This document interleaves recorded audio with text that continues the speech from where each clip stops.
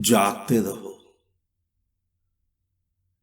कई पूछते हैं कि परमात्मा तुम कहते हो अपने गुरु स्वयं बनो। वो पूछते हैं कि हमने पढ़ा है कि गुरु के बिना गति नहीं होती।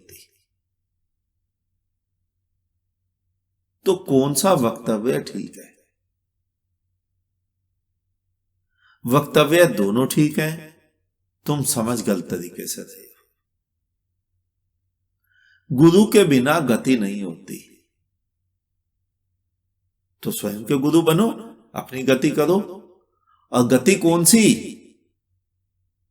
ये मत समझना इस जीवन के मरने के बाद गतियां मिलेंगी, स्वर्ग मिलेगा, वैकुंठ मिलेगा, जन्नत मिलेगा।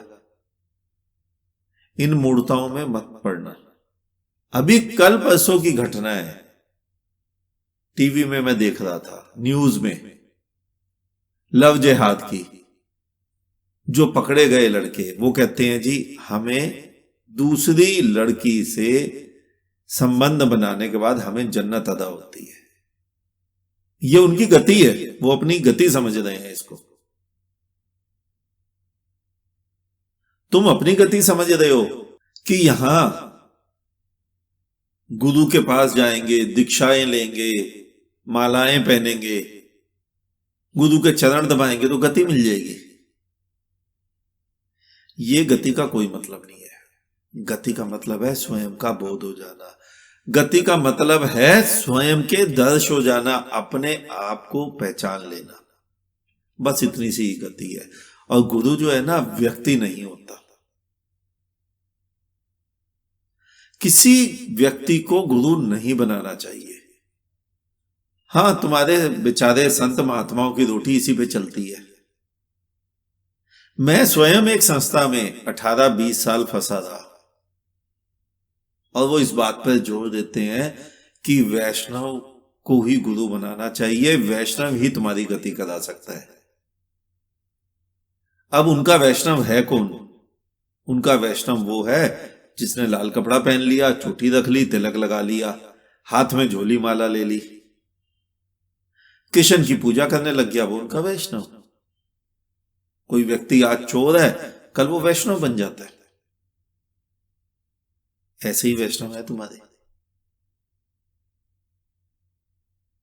तो गुरु के बिना गति नहीं होती, गुरु व्यक्ति नहीं होता। गुरु एक द्वार होता है। गुरुद्वारा शब्द तुमने सुना है? गुरुद्वारा जो शब्द है ना, बहुत सार्थक है। गुरुद्वारा, गुरु का द्वारा। गुरु का द्वारा मतलब गुरु बैठा नहीं है, गुरु एक द्वार है, गुरु के भीतर से होकर निकल जाना होता है। कहां जाना होता है, क्या करना होता है? गुरु के भीतर, गुरु के नीचे द्वार होता है ऊपर। तुम गुरु के नीचे से झुकना मतलब अब स्वयं को झुकाना, मैं को मिटाना। मैं को मिटा के पार जैसे ही निकलते हो, वहां स्वर्ग है। स्वर्ग मरने वाला नहीं, तुम्हारा जीवन स्वर्ग बन जाता है, सुखमय बन जाता है, मैं के मिटते ही। और जब तक मैं बलवान है, तब तक तुम गुरुद्वारे से बाहर नहीं निकले, गुरुद्वारे के नीचे से नहीं गए। गुरु के द्वार के नीचे से जाना है, मैं को मिटाना है। जैसे ही मैं मरती है, जीवन स्वर्ग हो जाता है। गुरु के साथ चिपकना नहीं है। यही प्रश्न था ना कि तुमने पढ़ा है गुरु बिना गति नहीं होती। गुरु बिना गति नहीं होती, लेकिन वो कौन सा गुरु और कैसे गति? कौन सी गति? गुरु यानी जहां तुम्हारी मैं मिटे, जहां तुम झुको, उसके नीचे से पार हो जाना है, बस। गुरु का मतलब व्यक्ति नहीं। जब से लोगों ने गुरु का मतलब व्यक्ति मान लिया है, तब से जितने भी धूर्त हैं, वो किसी ना किसी गुरु की वेशभूषा धारण कर अपनी अपनी गद्दियां संभाल लेते हैं और लोगों को गुमराह करते हैं। और वो जो चीज बनती है ना, वो संस्था को कहा जाता है शुद्ध भाषा में कल्ट। जहां एक आदमी हजारों आदमियों को अपनी सोच पे हाँक देता है। और उनसे सारे गलत काम करवा लेते हैं। तो इन कल्ट से बचना है, गुरु के शरणागत होके, ज्ञान के शरणागत होके, कहीं भी झुक कर नीचे से पार निकलना है। और जैसे ही तुम पार निकलते हो, वहां परमात्मा का राज्य तुम्हारे सामने होता है। वो जो जीसस के वचन है ना कि परमात्मा के राज्य में बच्चे बच्चे जैसे लोगों को प्रवेश मिलता है। बच्चा कौन? जिसकी ईगो नहीं, जिसकी मैं नहीं, जिसका अहंकार नहीं, उसको प्रवेश मिलता है। प्रवेश यानी वहां कोई लोक नहीं, यही तुम्हारी ईगो वाला लोक।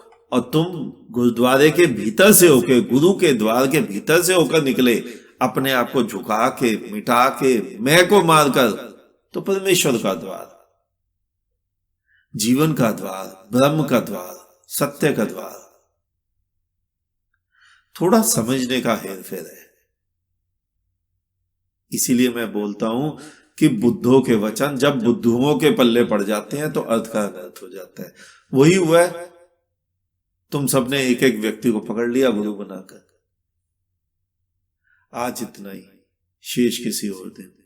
अंत में चारों तरफ बिखरे फैले परमात्मा को मेरा नमन। तुम सभी जागो, जागते रहो।